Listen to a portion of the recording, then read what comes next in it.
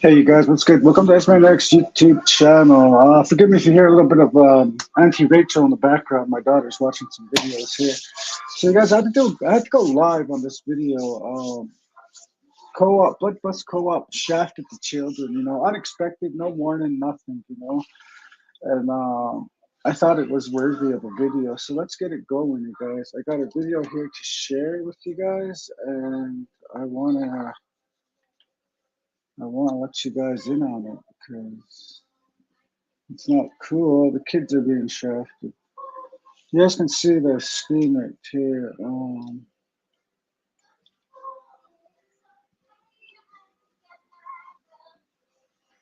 Okay, so it says, uh, "Dear parents and guardians, the Blood Reserve School Bus Cooperative Limited has temporarily suspended students' transportation services due to non-release of operating funds." So you guys, it's obviously a money thing here. Let's get it going. Oh shit, it's my grandpa on the phone, you guys. Let me see. How could we do this? I'll phone you back, grandpa. Okay, Blood Reserve Bus Cop Limited has temporarily suspended students' transportation services due to non-release of operating funds and the purported termination of the administration of student transportation services agreement by the Blood Tribe Chief and Council and the Finance Committee. Wow, the Finance Committee, you guys. This is pretty crazy, you guys. A lot of money that the reserve gets.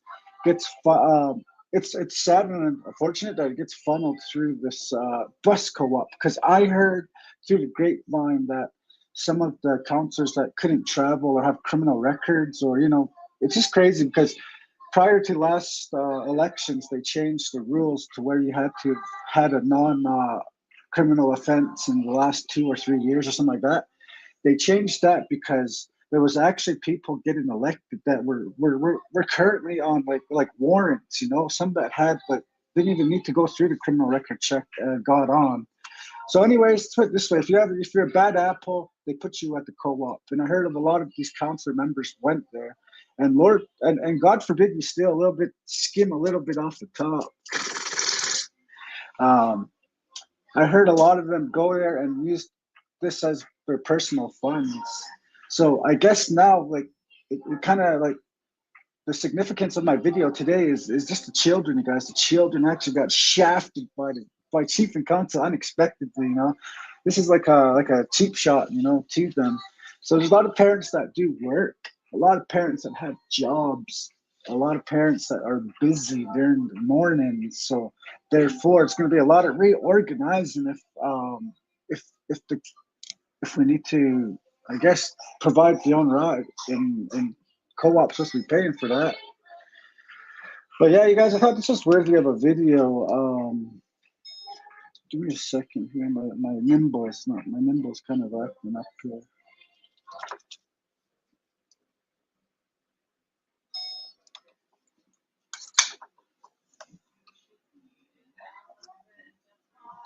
On March 2nd, 2026, the co-op received a written notice regarding termination of the funding arrangement.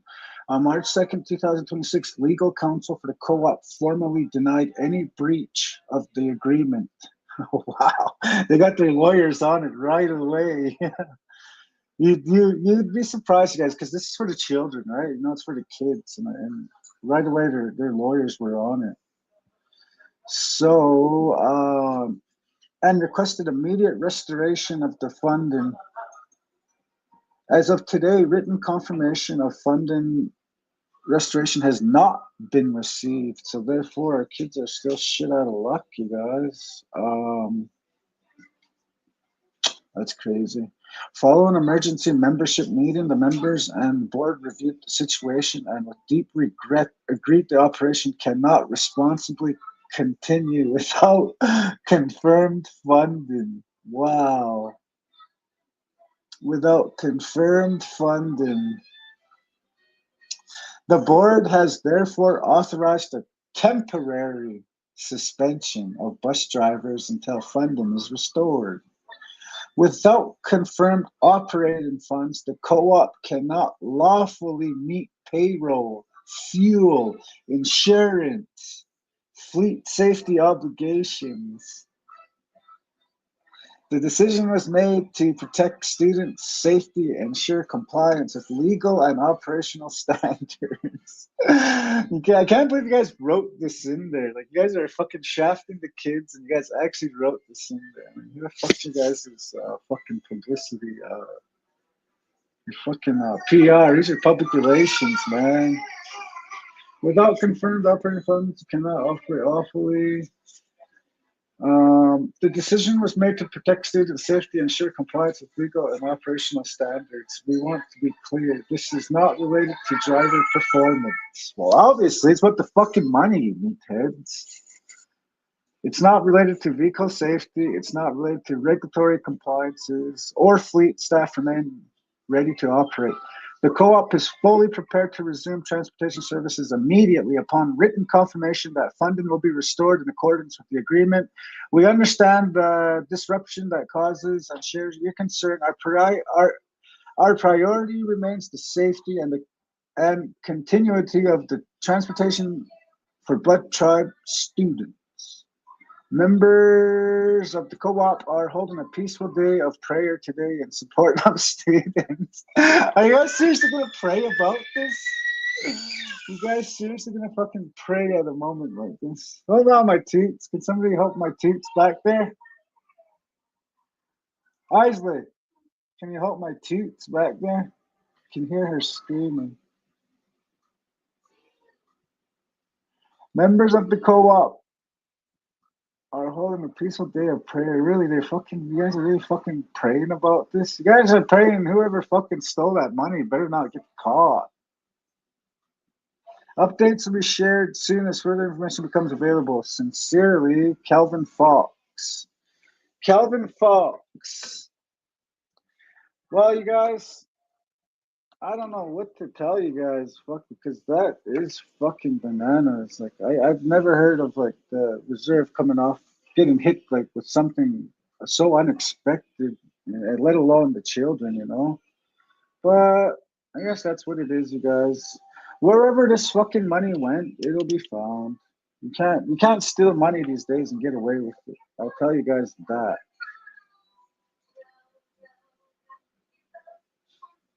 So yeah, you guys, what do you guys think about that? Let me know what you guys think about the way it's going down, because obviously this is a situation that wasn't. I'm gonna say it wasn't even like fucking like no one was paying attention to it. Let's put it that way. No one was paying attention. Everybody was doing what they're doing, and then finally the money ran out. Bam! Your pockets are full. The kids are shafted, and there's investigation on your ass. So you guys, these investigations are what we advocates always rant about. And when we advocates rant about this kind of stuff, a lot of people, a lot of members will be naysayers about it and say that we're kind of like stirring the pot, as they call it. But you know, the only pot being stirred here is your guys' fucking stew with all that fucking nice money you guys got. But I feel bad for whoever is responsible for the bus co-op, Calvin Fox, especially if you're a part of it. You know, like wow, I've known Calvin for years. You guys, he was my bus driver for a long time. But that's crazy, you guys. I don't get how the reserve can run out of money for the kids, and then your guys' only explanation is let's go say a prayer for it. What are you guys gonna pay that? What are you guys gonna pay that elder to pray? You guys are probably gonna pay him like thousands of dollars just to pray for something that you guys did. You guys did, not us. You guys did it. So I don't get that, you guys. Today we're gonna go and pray these elders and probably have a big fucking feast afterwards, and then I don't know, you guys, like where'd the money go? Like when worst comes to worst, you guys, and this funding has to be investigated or audited or whatever you guys want to call it, I really hope and pray that the reserve is transparent. I hope chief and council, to be more specific, I hope are transparent when they tell us where this money went. Because that's a lot of fucking money, you guys, for a bus just to be maintained. And just to throw it in there, you guys, if anyone's ever go private with the buses, like, geez, if you had your own money for it, you guys would be like, there's money to be made, you know. The co-op. This is the thing about a co-op, you guys. This is the worst thing that can happen. This is the worst case scenario when somebody says, "Okay, let's join a co-op. You know, let's do the co-op thing with our bus runs and all that." This is the worst that can happen, you guys. When the money comes out of out of the bank accounts, and all of a sudden we can't afford gas, insurance, and all that shit. This is the worst case scenario that happens, you guys. So we're actually dealing with one of the worst case scenarios right now, involving the Blood Bus Co-op, involving Chief and Council. I'm not going to say that it totally involves the actual Blood Bus Co-op department, because those guys ain't the ones who call the shots. They're there only to hold the positions. I don't know what the pay is like, you guys, but I don't know. It must be fucking off. It must be good. If some people, bus drivers, have been going on for 30, 40 years. So you guys, tell me what you guys think in the comments. Like, what do you think's going on here? What do you guys think is fucking happening with the Blood Bus Co-op? What do you guys think with the upper echelon, as we'll call it, are fucking doing? You guys, what are they doing to the money? Where's the funding going? You guys do quarterly funds, so that means last quarter you guys did a audit or whatever. It was good. It was perfect. Last quarter. So you guys, this quarter, the money went missing. The funding can no longer continue. Chief and Council then uses a lawyer. The lawyer goes ahead and lets the media know, well, social media, that everything's all right, that nothing was breached. Right away, they said nothing was breached. Well, if nothing was breached, can you guys please be transparent and tell us and show us advocates what you mean by that? Because obviously, we all know if you're using a lawyer, something's up. Something's obviously up. So you guys can pay for the lawyer's services. You guys can render his services just for this little skit you guys released. I wonder how much money that costs. So now you guys are going to pay a lot of money to one of these. I call them residential school elders, because that's what they are. They hold bitterness in their heart. They hold hatred because of the stuff that the residential schools did to them. So you get an elder like that, and you guys put them in a committee, and then you get them to make decisions. Maybe they make decisions behind the co-op. Who knows? But the decisions that they make, the government tells us to go through and do. Most of the elders don't agree with it. They're like, no, we're not. So get this, you guys. Before CNC makes a decision, they have to have this committee of elders, and then they explain to them in their language, in the CNC's language, explain to the elders what's going on here. So they kind of like point them in the direction of what to say, what not to say. And these elders, you guys, like I said, they're the residential school elders. They got bitterness. Some stuff happened to them in the residential schools. Therefore, they will not listen to the decisions that the government tells us to make.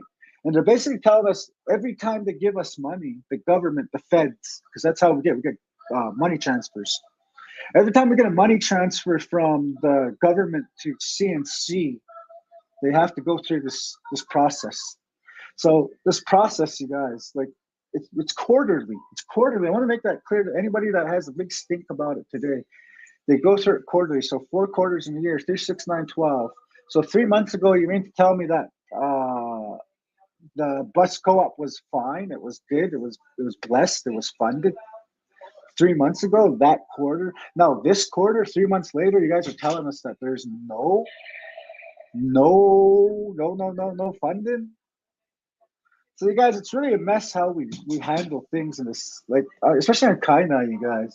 We got to get with it and get left behind.